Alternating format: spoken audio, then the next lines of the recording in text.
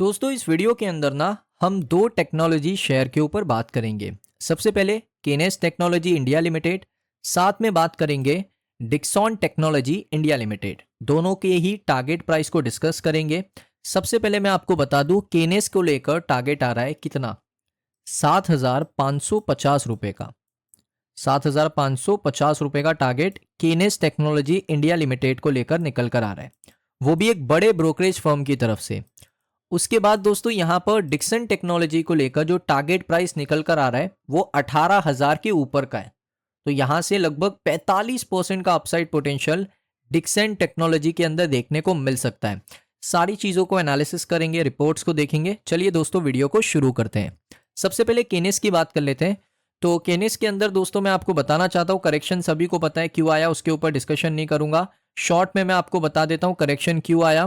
Correction इसी वजह से आया क्योंकि कोटक का जो इंस्टीट्यूशनल इक्विटी है उन्होंने यहां पर रेज किया था concern regarding inconsistence in the company related party disclosure. Kotak ने कहा था कि भाई उन्होंने आइडेंटिफाई किया है मल्टीपल मिसमैच जब कंपनी डिस्क्लोजर करती है तब तो मिसमैच हुआ है, इस वजह से शेयर नीचे आया था।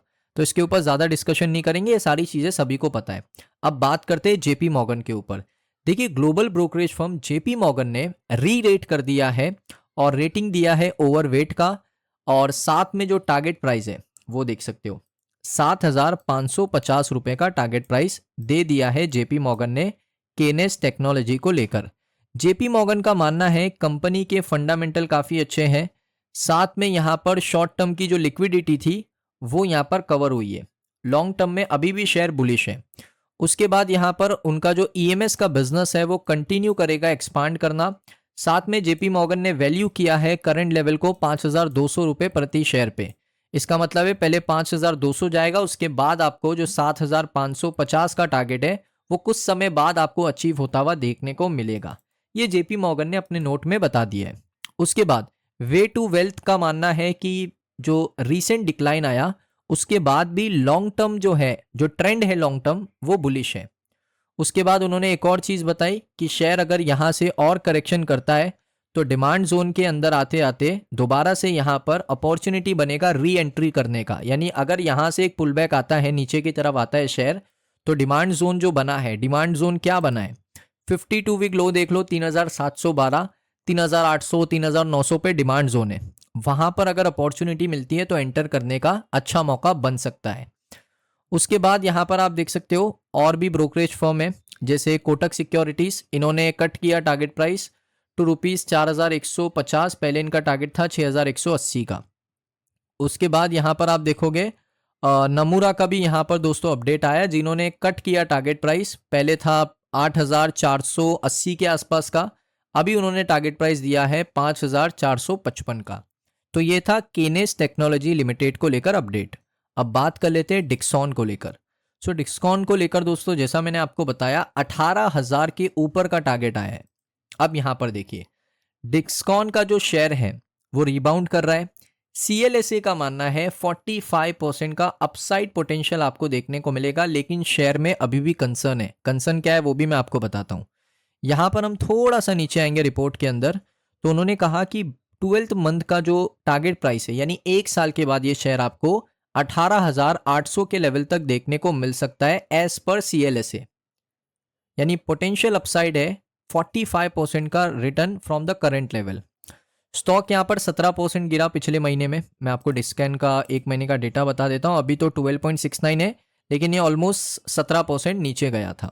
17% नीचे गया largely because of the concern. जो कंसर्न है वो ये है कि कंपनी का अर्निंग पर शेयर नीचे आ रहा है और कंटिन्यू होगा कि वो नीचे आता रहेगा, ये सबसे बड़ा कंसर्न है। उसके बाद तीन बड़े इशू हैं। सबसे पहले डिस्कॉन टेक्नोलॉजी अभी भी वेट कर रहा है 3 अप्रूवल्स का। सबसे पहला अप्रूवल चाहिए उनको जॉइंट वेंचर जो उन्होंने क्रिएट किया है वीवो के साथ।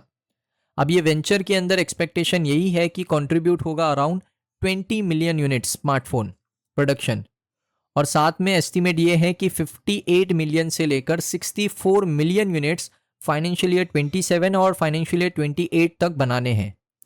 सो डिस्कॉन टेक्नोलॉजी अभी वेट कर रहा है कि भाई एक अप्रूवल आ जाए कि हमें जॉइंट वेंचर वीवो के साथ करना है, उसका अप्रूवल चाहिए। उसके बाद यहाँ पर आप देख सकते हो 51 to 49 जॉइंट वेंचर। CLSA का ये मानना है कि जो वॉल्यूम है वो थोड़ा मटेरियलाइज है फाइनेंशियल ईयर 28 का, यानी ये जो इन्होंने नंबर्स बताया थोड़ा मटेरियलाइज है। इतना नंबर अचीव होगा नहीं होगा कंफर्मेशन कोई नहीं है, उनको खुद नहीं पता। कंपनी का जो EPS है वो इम्पैक्ट करेगा शेयर को, जो कि आपको देखने को मिल भी रहा है।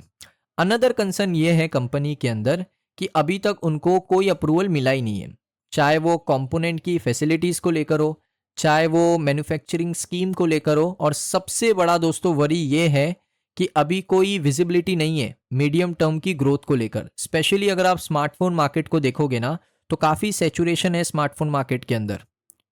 वहां पर दोस्तों गेन करना बहुत मुश्किल है, उस मार्केट के अंदर सरवाइव करना बड़ा मुश्किल है, बिकॉज इतना कंपटीशन है। अगर आप देखोगे ना पहले क्या होता था भाई, साल में फोन आ रहा है, अब क्या हो रहा है स्मार्टफोन हर रोज नया स्मार्टफोन लॉन्च करती है कंपनीज। सो ये सारे चैलेंजेस है सामने, लेकिन फिर भी CLSA का सिनेरियो एनालिसिस ये कहता है कि भाई सिग्निफिकेंट डिले होगा, क्योंकि वीवो का जो ऑपरेशन है वो थोड़ा मुश्किल है इंडिया के अंदर। क्योंकि मैं आपको बताऊं जो सीरियस फ्रॉड इन्वेस्टिगेशन ऑफिस है, उन्होंने मिनिस्ट्री ऑफ कॉरपोरेट अफेयर्स के साथ रिपोर्ट करके एक चार्जशीट फाइल किया है अगेंस्ट वीवो, जो कि एक चाइनीज स्मार्टफोन मेकर है, दिसंबर के महीने में, इसी महीने में। सो यहाँ पर क्या जॉइंट वेंचर को अप्रूवल मिलेगा, ये भी सवाल है। तो अभी इसके अंदर कंसर्न ये है, थोड़ा सा रिस्की हो जाता है जब इतने सारे कंसर्न होते हैं और टारगेट प्राइस इतना बड़ा होता है, तो थोड़ा सा यहाँ पर मामला रिस्की है। CLSA ने यह भी कहा कि आउटकम जो है SFIO का, वही यहाँ पर आप देख सकते हो सीरियस फ्रॉड इन्वेस्टिगेशन ऑफिस का, उसका अप्रूवल प्रोसेस कैसे होता है, वो सारी चीज़ें डिस्कॉन किस तरीके से मैनेज करता है, क्या जॉइंट वेंचर को अप्रूवल मिलेगा नहीं मिलेगा, ये भी एक बड़े कंसर्न है। तो इस वजह से यहाँ पर दोस्तों आप कह सकते हो कि थोड़ा सा कंसर्न लग रहा है CLSA को डिस्कॉन को लेकर, लेकिन वो अभी भी ये शेयर को लेकर काफ़ी बुलिश है। जैसा मैंने आपको बताया, उनका मानना है कि 12 महीने का प्राइस टारगेट होगा 18,800 रुपये के लेवल का। अब डिस्कॉन को लेकर आपकी क्या राय है, आप कमेंट सेक्शन में बताइए। आपका क्या पॉइंट ऑफ व्यू है कंपनी को लेकर, उनके अप्रूवल्स को लेकर, आप कमेंट में बताइए। अगर दोस्तों आपको ये वीडियो अच्छा लगा तो वीडियो को लाइक कीजिए, और ये भी बताइए कि आप डिस्कॉन के साथ या JP मॉर्गन के साथ दोनों ही शेयर को लेकर अग्री करते हैं, उनकी रिसर्च और एनालिसिस को लेकर, वो भी आप कमेंट सेक्शन में बताइए। तो ये वीडियो आपको कैसा लगा, वीडियो अच्छा लगा वीडियो को लाइक कीजिए। चैनल पे अगर आप पहली बार आए हो, चैनल को एक बार सब्सक्राइब कर लो। अगर आप नए हो, पहली बार देख रहे हो वीडियो को, सब्सक्राइब कर लो। उसके साथ साथ बेल आइकन को हिट करके नोटिफिकेशन को ऑल पे सिलेक्ट कर लो, ताकि ऐसे इन्फॉर्मेशन वाले वीडियो आप तक जल्द से जल्द पहुंचते रहे। तो मिलता हूं दोस्तों आप सभी को नेक्स्ट वीडियो में, लेकिन एक और चीज़ कहूंगा, सब्सक्राइब जरूर से कर लेना। मिलता हूं दोस्तों नेक्स्ट वीडियो में।